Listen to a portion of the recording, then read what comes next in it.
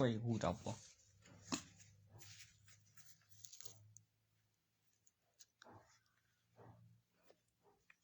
xin nhận được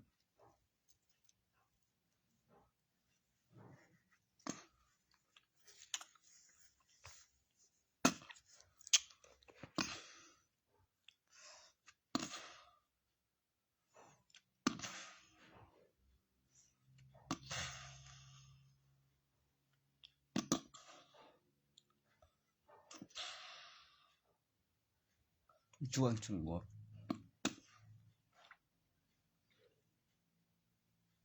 một nhà ông sùng một nhà ông sùng những bút sinh mà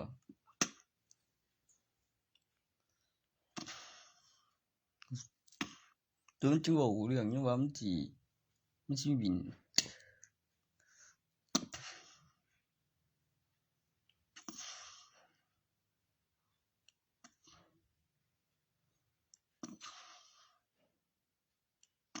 เพราะผมส่งกูขายแล้วกูจะทำขายก็บินเลยมั้ยก็เบอร์โทรนี่ยังบ่บ่เร็วโอ้ยไอ้ว่าจะขายยังกูวิดีโอถามหาให้มันนั่งถ่ายขายนี่มีก็เหนื่อยก็บ่มีหยังตัวก็คือ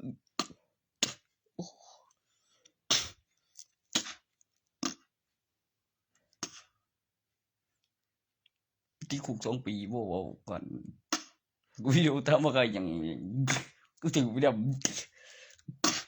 เป็นการเทืองในตรงเกี่ยจะออกมาแล้ว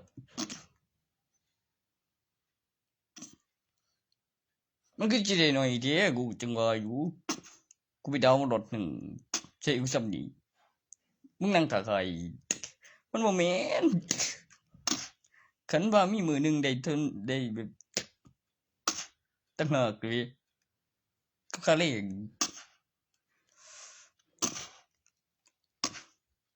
ก็ไม่กล้าวิดีโอก็วิวันกูเว้ย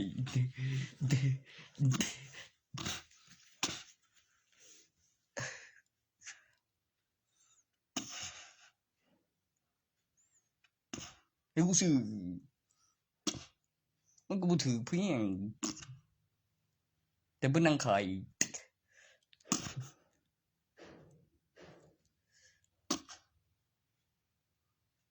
เดี๋ยวยังน่ะบ่โอ้ยเฮ็ดยากเดี๋ยวเพิ่นก็เป็นบ้าซะแล้วเพิ่นมียา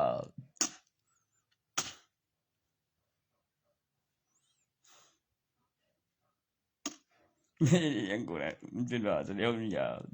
ก็สิงัดประตูเข้าไว้จังไงบ่กูยังนั่งท่าอยู่ร่างเฮ็ดแล้วไม่ช่วยดีแม่ง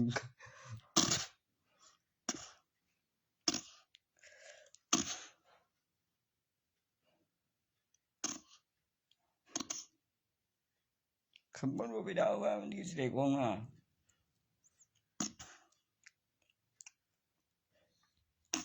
ไปดาวมาได้ซ้ำราคาดาวซ้ำราคาเอามาสู่ก่อนเด้กับซื้อสดบ่มีตุ่มบ่มาส่งของให้ครบรสดีก็บึ้นดันรถจบรถฟรีกูก็ยินว่าซั่นคือว่าก็สิว่าจิบถุงนี่กำลังถ่ายอยู่งั้นหยังบ่สุดท้ายกินก็วิวไปมึงแหน่บ่แม่นใบพันธรรมดาเด้มันบ่แบ่งคือถูกเด็กแล้วมีสลากแล้วมีหลักฐานแล้วมีกำไรแล้วมีใบแล้วมีดอกกับสมัยก็มีหลักฐานรางวัลสักครั้งโอ้ยรางวัลดาวไปโอ้ยความเจ็บครับตัวนี้บ่พอใจบ่เปลี่ยนสลับก็ได้แบบปกติเนี่ย ที่เปลี่ยนคนนี่ก็สิเปลี่ยนคนนี่ไปหยังฟังยังถือไว้ก็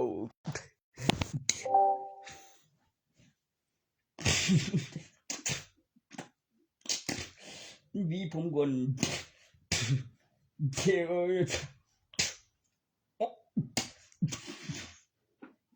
โอ้ยนี่โอ้ยนี่โอ้ยนี่โอ้ยนี่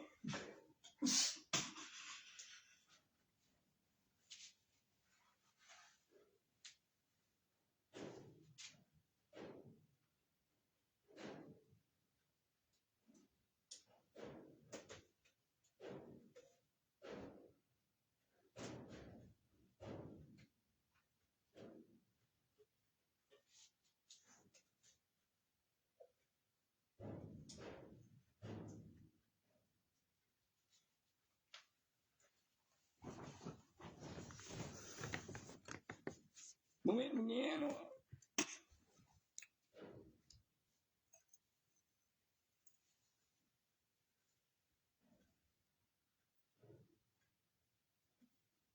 โอ้ยเนี่ยเด้แม่น่าเนี่ยก็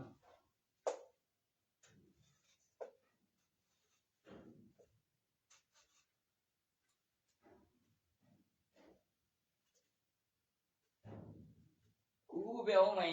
เลยบ่อุ้ยกูไปเอาใหม่บ่จังเรือโอ้กูไปเอาใหม่จังโอ้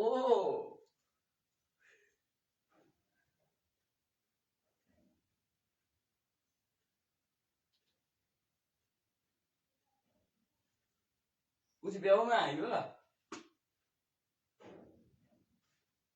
กูบ่กล้าเอาจังว่าแม่นบ่อันไหนวะตัวกูไปเอาใหม่กูไปเอาใหม่ล่ะกูสิไปอยู่บ่อีกล่ะกูสิไปอยู่บ่ล่ะตัวไปเอาใหม่โอ้ยเดี๋ยวผมมาอันเลย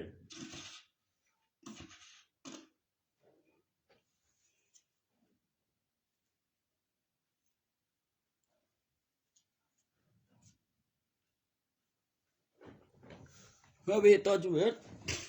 คิดเองมันบ่จัก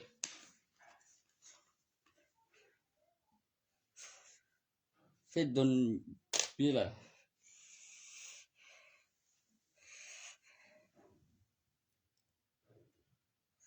ก็มึงขี้คร้านโวยวายขึ้นมาบ่บ่แท้อยู่ครับมันหวยบุญมัด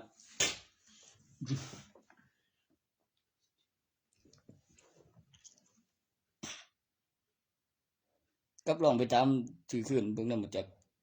กับสิน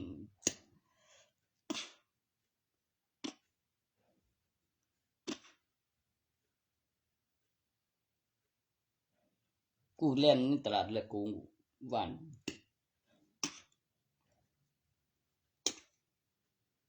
ขึ้นมา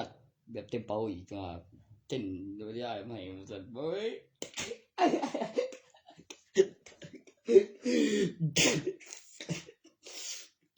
ก็เลยส่วนยางในตลาดเลยที่กูหวานเอ๊ะแล้วดมเป็นทางเลยมานอนเลยแบบเครื่องนอนจอยกึกเลย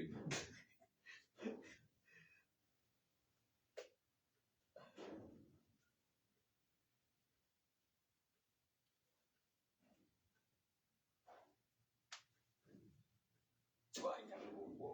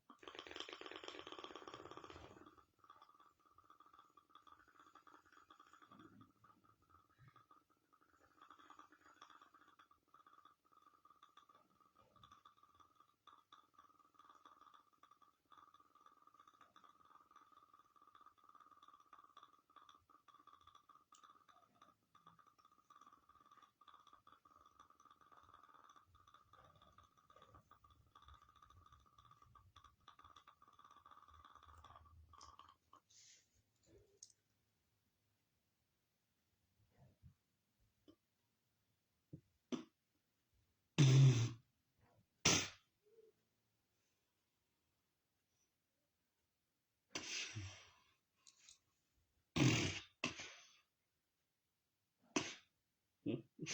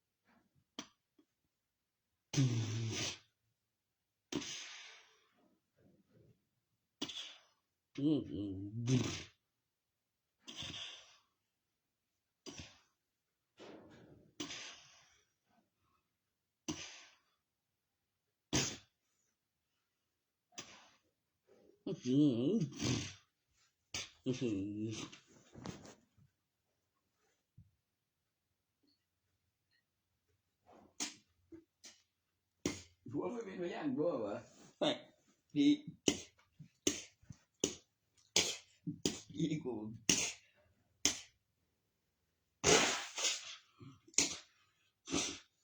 ดีด้วยมันเป็นอย่างจริง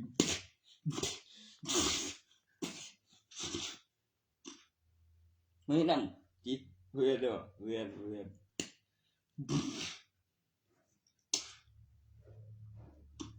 ชื่อเวียนหยังเบิ่งนี่มันหยังจนด้วยเย็น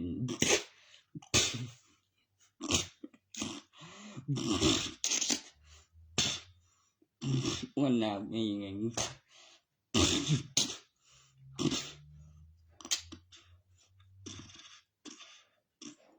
อยู่แม่นยังไงคุยส่งเองไปบ่สิอ่านบ่สวัสดีโอ้กูอยากได้ก็ได้ก่อนเขาก็บ่สินสิบ่มีใจก็บ่สินอีกใช่ผู้แนวดีว่ะ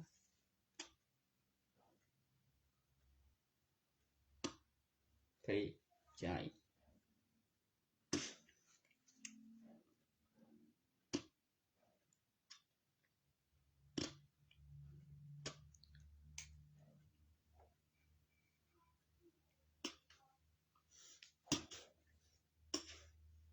ตัวจริงก็บ่สิน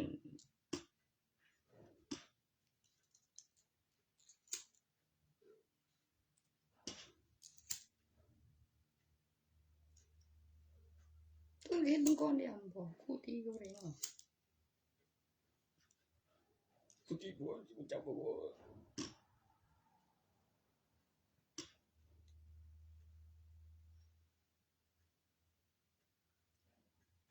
กูบ่ได้สินเขาเลยล่ะสุดๆจะกดราคากูบ่กูให้ซื้อถึง20บ่ดอกอุ้ยชิบินบุไรกูกว่า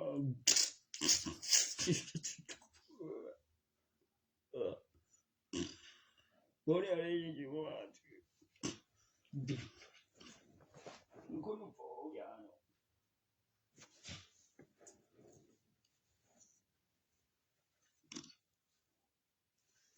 ปกติก็บ่มีไผมาโฟเนี่ย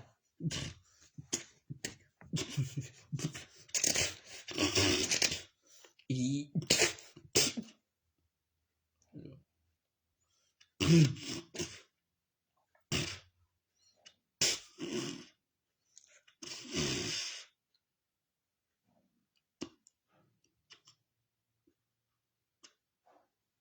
กูก็เฮ็ดดู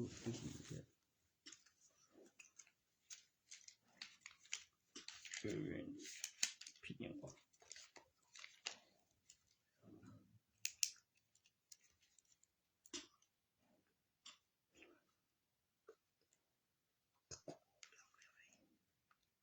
มันก็อย่างว่ามันเป็นที่กูมันบ่ว่าบ่แล้วบ่แม่นเด้อเทิงเปียกมันก็ย่านดีเว้ย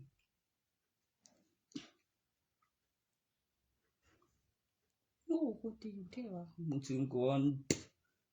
เสร็จบ่เกี่ยวใส่บ่กี่ล่ะ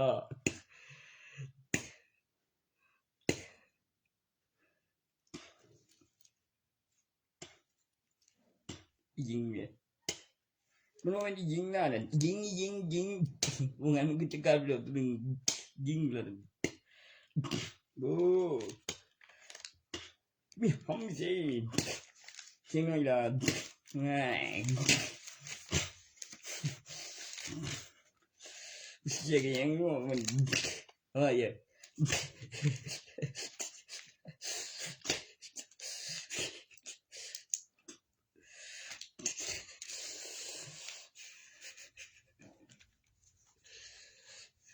กูจังมีหำอยู่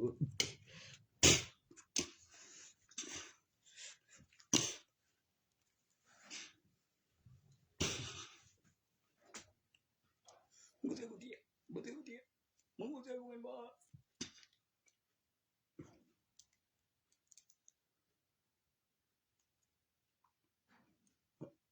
ใช่มึงส่งมึงใจมันจะยินกูใจดอกกู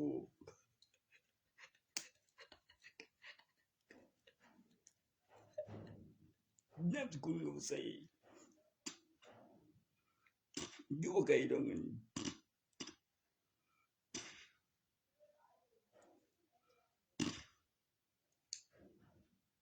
อยู่กลางบ้านก็บ่มีอยู่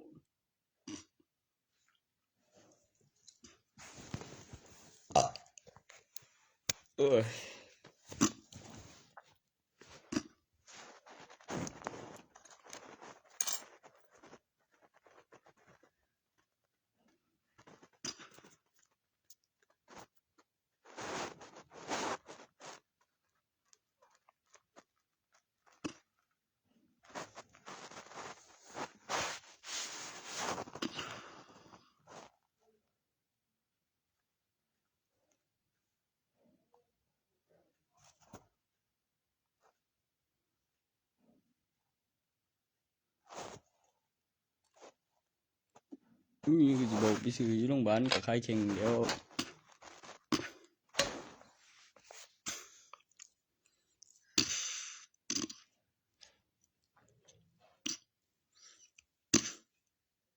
ทั่วมีแรงเนาะมีแรงใจแรงดีมีแรงดี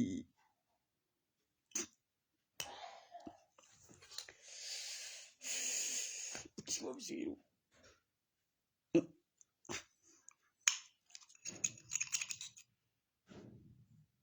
คือแม่นอยู่ตัวบ่ก็บ่มีเนาะตัวบ่ต้องไปรายงานตัวนำเลยตามระเบียบแล้วคือจำคือเบิ่งเขาเลย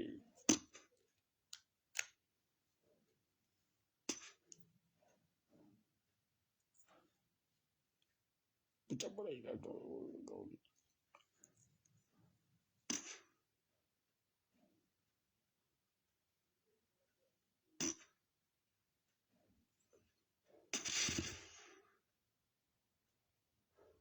กูได้บอกอีกว่าอิหยังก็ไว้อย่างนี้แต่ก็ว่าคือตัวบอกอีเลยมันก็สิมีความผิดบ่ซั่นคือสิถามคือกูบอก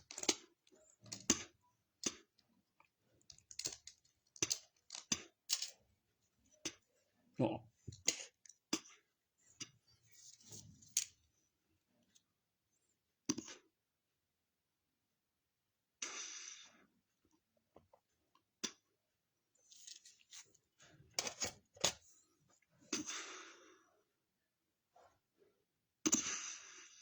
ตัวบอก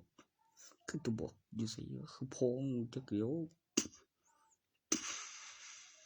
แม่นเหรอกูสิบอกมันดิ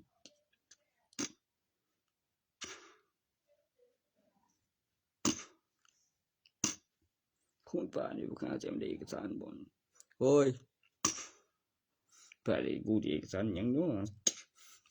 บ่แม่นไปแม่ง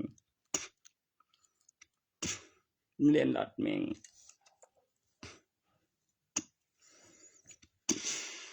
มันว่ากูบ่รู้เรื่องนี่จน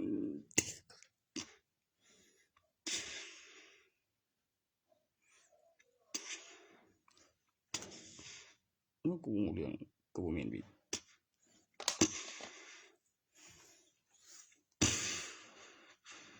นิดหน่อยบ่ผิดแล้ว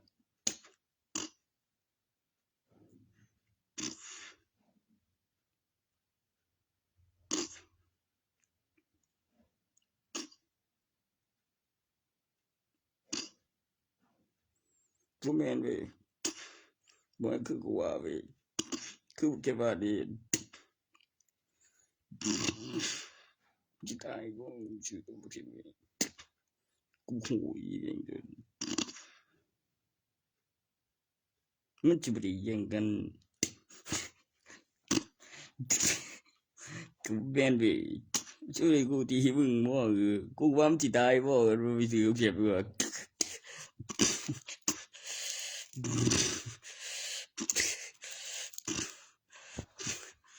กูยังเยอะมันก็มาซื้อแล้วบ่มีซื้อแล้วก็นั่นได้บ่มีซื้อ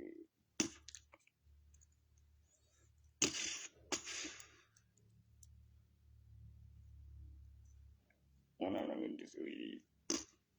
สมิธคายเอง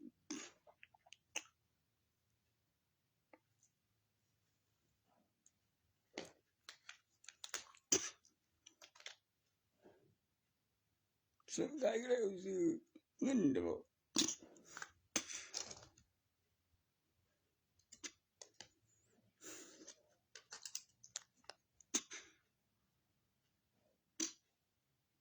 สิตีกูซื้อบ่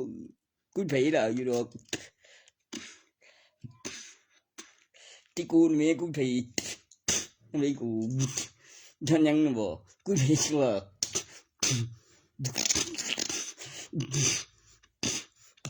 ตัวอยู่ที่กูมีกูไผวัดมาเบิ่ง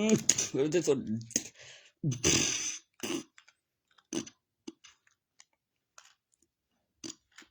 กูจะต้องอยู่ที่ไหนล่ะบ่แม่นเว้ยทุกคนบอกวิดเว้ยเสร็จ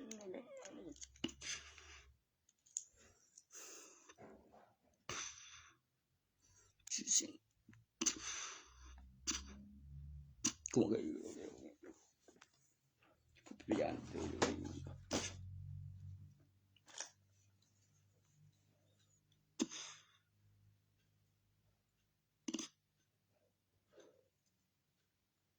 ini betulมันก็บ่เป็นหยังดอกมันก็สิมีบุญฟูแต่คือบ่ฟูอีนั่นต่ออีกบ่โอ้ย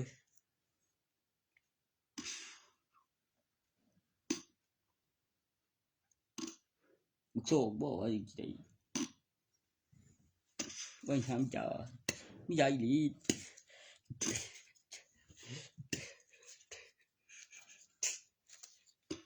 กูดอกแล้วอย่าเด้อ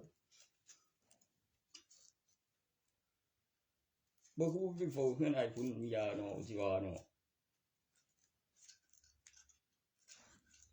เฮือนอ้ายได้ล่ะกูไผนำไปไอ้ได้ไอ้ไผเชื่อกูบ่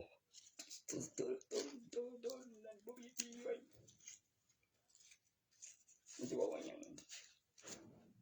เอ้าจะบอกว่าหยังเลยไอ้ไผคือก็คือเก็บว่ากูชาคือดอกเดียวมันคือบอกที่ดีกูถามอยู่ไอ้ไผ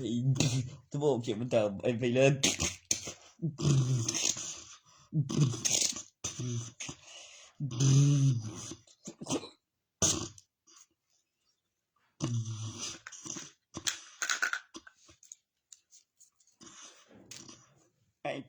ตัวเมียง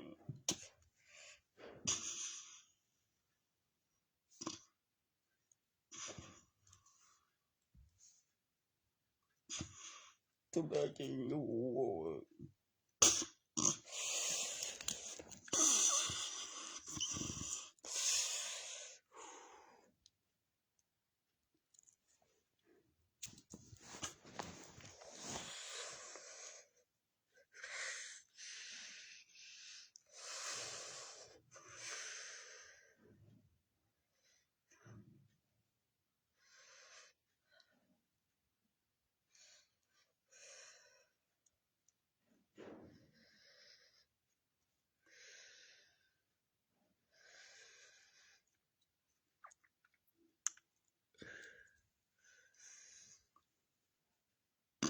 มันตายาวดิ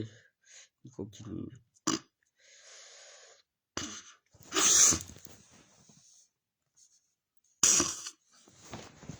นี่การ์ตูนนี้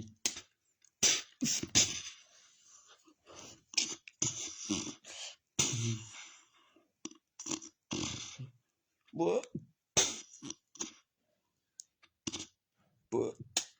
มโรกินี่ละโรกิบ่เกิดสิ่งไอ้จันบ่หันกูบ่ดับสังคมกูจะบุกถอดได้2อันเลยดิกูกับตาได้ในแขนแบบบินแตกเลยมึงอ่ะฉันแบบก็เพลงไปอีกเลยบ่ต้องยิงใส่หัวก่อนนำจึงถอดดาฟัน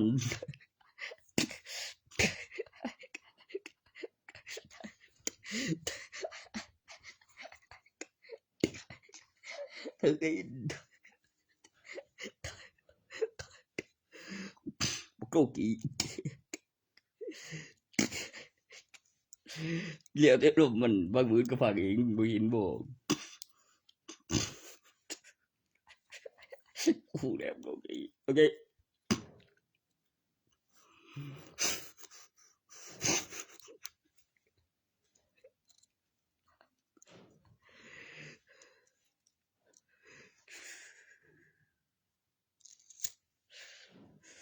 Sorrow Band Baki Man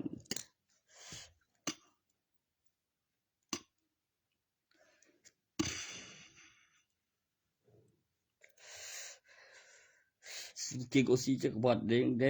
จัดการลาดาวครับยึก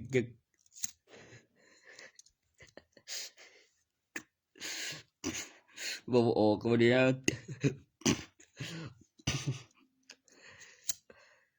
ว้ายเด็กแนวอีล่ะจักไอ้ตัวเองบุญดีด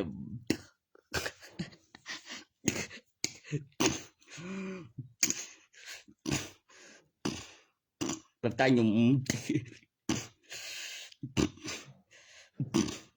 ให้น่าจำก็หอยเรียบไปเรียนก็แบบนี้เดี๋ยวมันหนุ่ม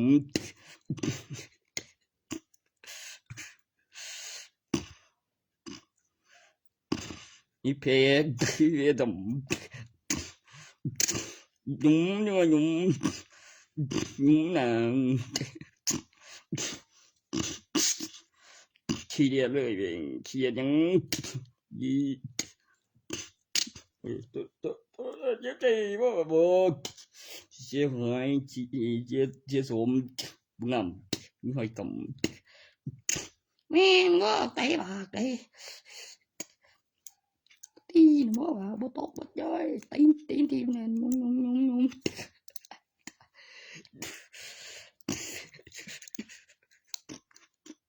โอ้ยแม่เด้อ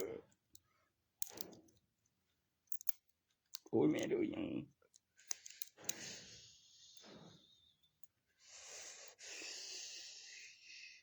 ดิสิเวียดบ่ว่าเฮเลน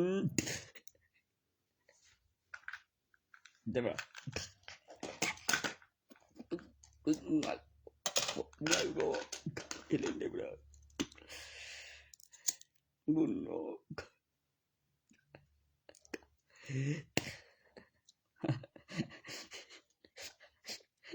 บ่ ได้บ่ล่ะเนี่ยมังบ่ว่า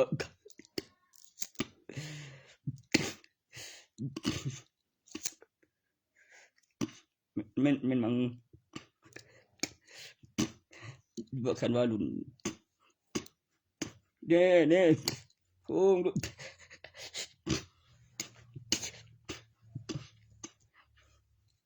ยังบ่ได้ยังบ่ทันได้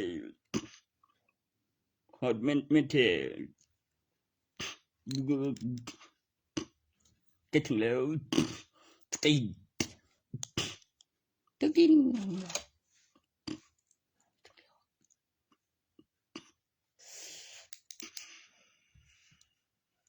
บดบ่เลยบดได้ว่าบ่ไปเบิ่งเขาบำบัดบ่ได้ทั้งวันจันทร์บ่ได้ต้องไปเฝ้าดิเขาเป็นพยานว่าบ่ไปเบิ่งแล้วจังไปเจ้ายาไปเข้าดีเที่ยงนึงคือสิไปพร้อมกันกับตัวนั้นฮะมันก็บ่มีผู้แจ้งนั่นเด้ส่งเองนำบ่ว่ามื้อนั้นก็เคลียร์วินก็เขาเฮ็ดทางนึงก็ไปแล้วอยู่โรงพยาบาลนั่นมารายงานตัวว่าเขาติดยานั่นไปอยากไปดีสิได้รายงานตัวนำได้ขายตัวตีนจึงไปหรือหาเยอะไหมนำบ่แม่นเนาะบ่แม่นอี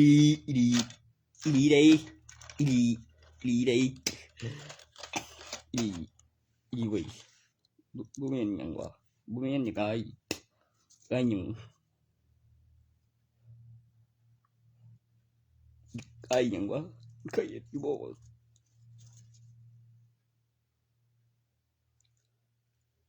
กูว่าอยู่เคยเฮ็ดอยู่นะ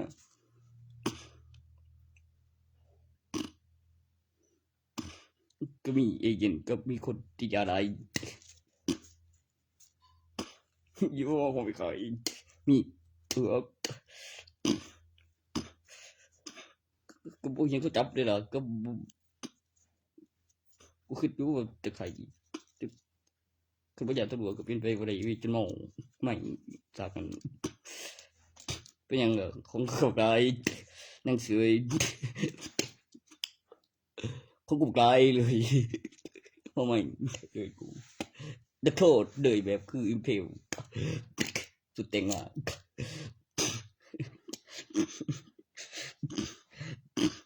ดึกตุนออกโตบ่เขาจนไปกูก็บ่ก็บ่เรียมกูมีอีหลาย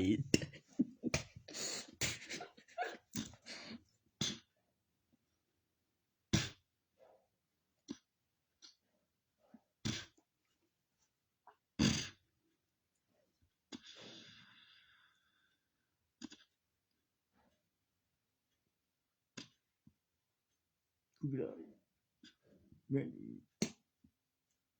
ม่ได้อด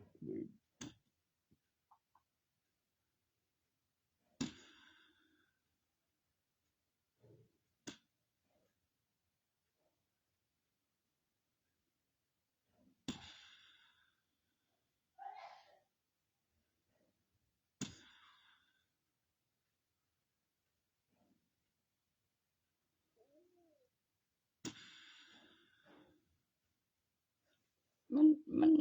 ว่าขายตอนเที่ยงจบเดียวจะไปเดี๋ยวสุไปกับแม่นไปสิกินไปกูบ่ได้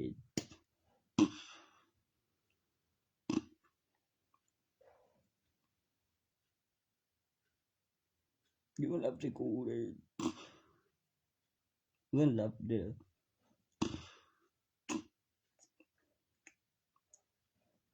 พิมพ์อีพิมพ์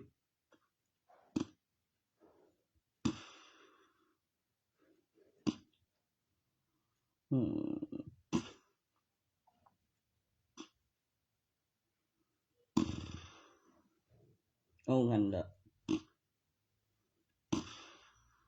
ดีเพื่อน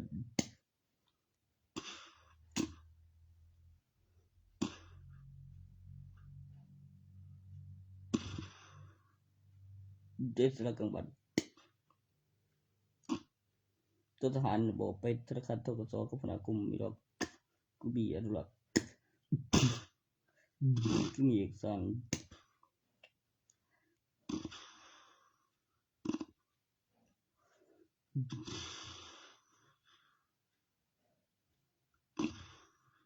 อีกได้กูก็ยื่นเรื่องไป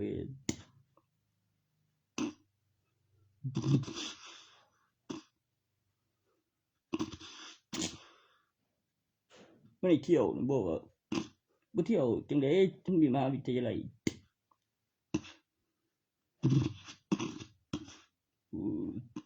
เขาบอกน้ำกูเลยเนาะใช่แล้วไว้จู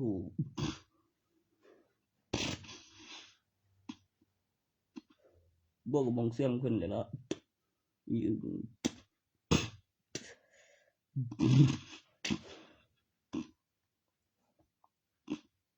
มาวิทยาลัย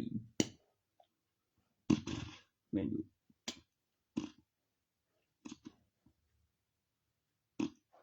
ในเมืองดี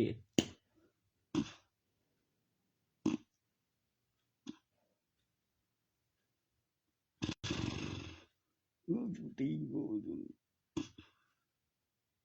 โอ้ก็เตะกันบอกว่าบุนี้อย่างนี้กันมีเสียงเตะจะดี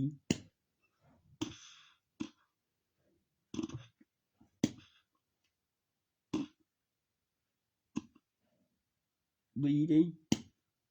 ตัวนี้ปุ่นที่ก็คือตัวนี้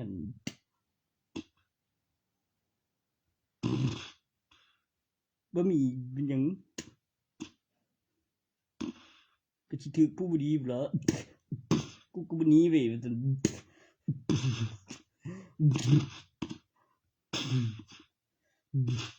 เขาก็อยู่เด้อยู่ตัวอยู่ผู้บุรี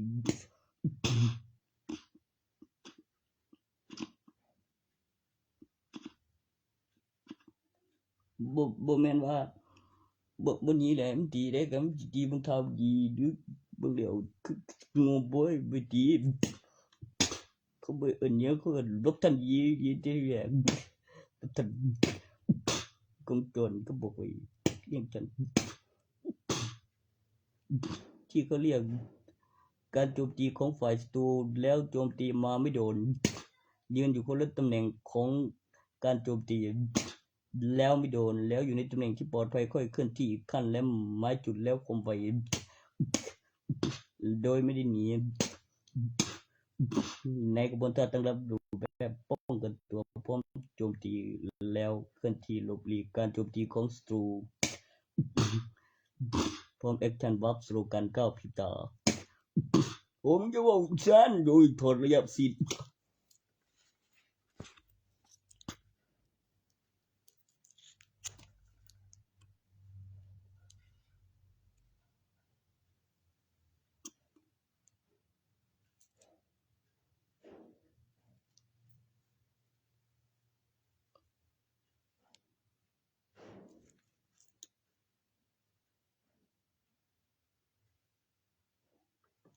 ไก่สัตว์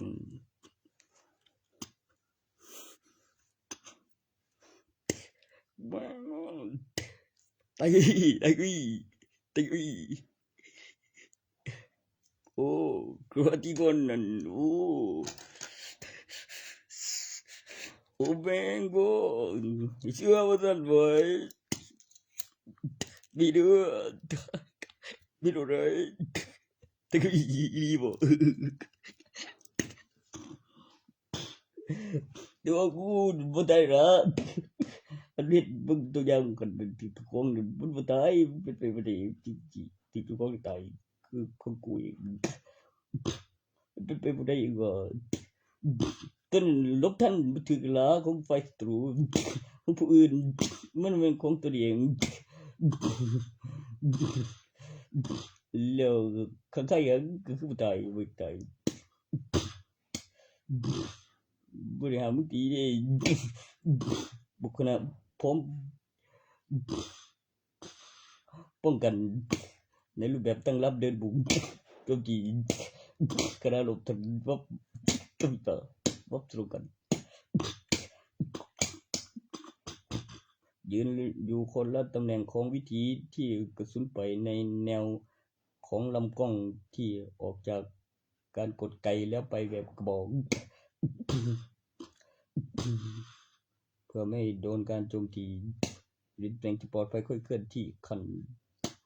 และว่าไปมีแรงเหวี่ยงยืนคนละตำแหน่งของวิถีกระสุนในการโจมตีของฝ่ายศัตรูเพื่อความปลอดภัยเป็นก้าวพริบตาวับสรุปกัน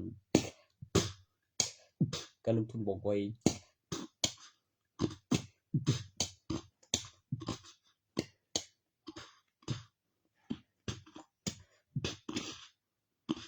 เพื่อป้องกันอันตรายจากอาวุธ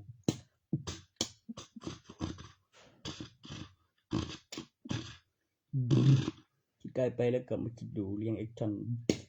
และมีหลักฐานและมีพยานและการลงทุนบอกไว้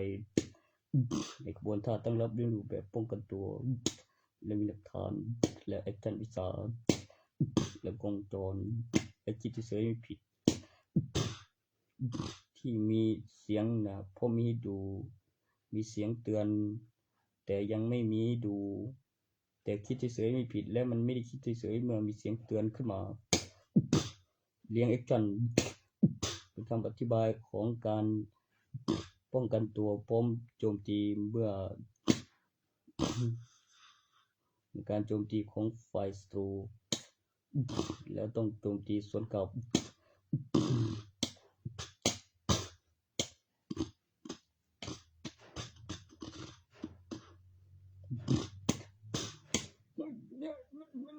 มันพยายามที่คิดเฉยไม่ผิดเมื่อมีเห็นเลยมีเสียงเลยมีผลเลยมีเสียงเตือนและมีพยาน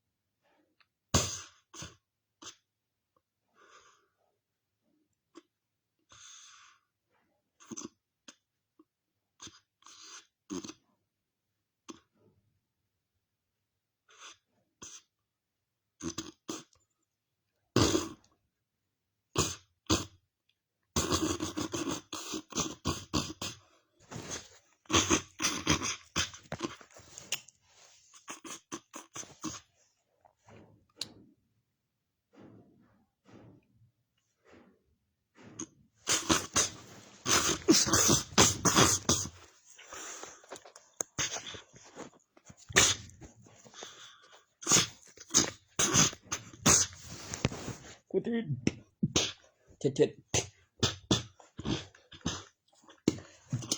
ลุงเฮบเบดเดินบุกแบบมีหมวกหนก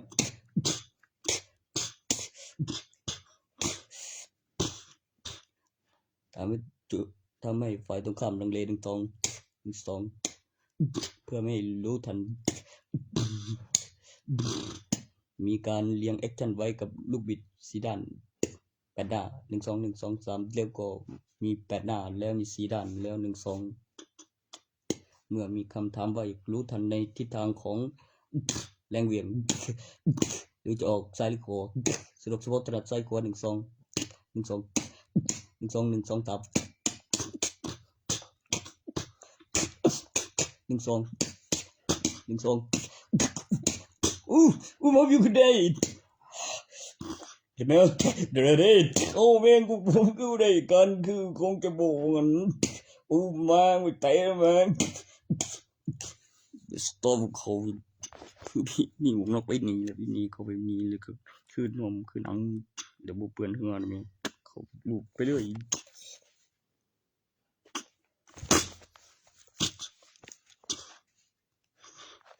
นั่นก็นกคือกันได้ยังไงไว้ครับวิธีครับมีของจรก็บอกไว้แรงนั้นอย่าเลยไว้กัน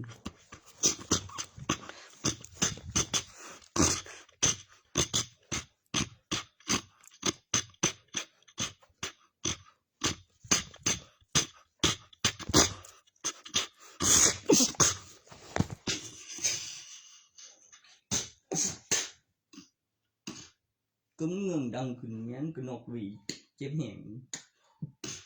ก็มีเป่ามงเดียวเมื่อคืนเลยมันก็ก้มหน้าเด้เปิดคนละก็เปิด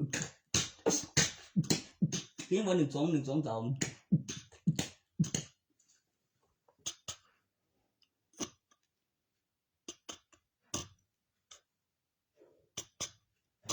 ที่ไอ้บ่คุกทันได้ต้องหันออโต้1 2 สกสปอร์ตตามใจขอทำไปขึ้นคล่องขึ้นแรงขึ้นเป็นแรงหมัดแรงชกกล้องจรการถ่ายทอดสดท่านดีเด็ก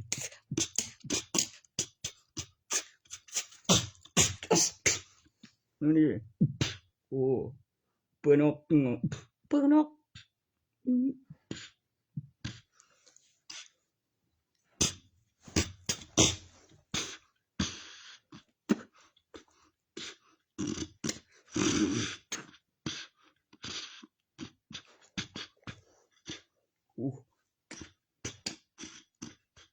โอ้ยดีเว้ยสกสปอร์ตตามใจขอโอ้ยได้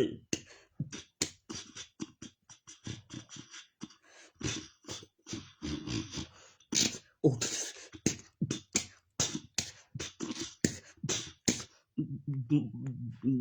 กังจริงเห็นตัวนั้นก็แข่งก็จริงแบบคือกูนี่ก็ว่าการจัดออกเข้าแล้วบอกเปลี่ยนบ้างมันเรื่องหาบุกราเดี๋ยวนี้นำวิเชษก็บอกไว้อย่างนี้กับกูมันถอดเอามาโหลดมึงบ่เรื่องแบบสิมึงสิไปเอารางวัลหยังใจบ่ก่อนล่ะได้แล้วได้แต่ทีแรกมันคนละรุ่นกับกูล่ะต้นเบิ่งยังพูด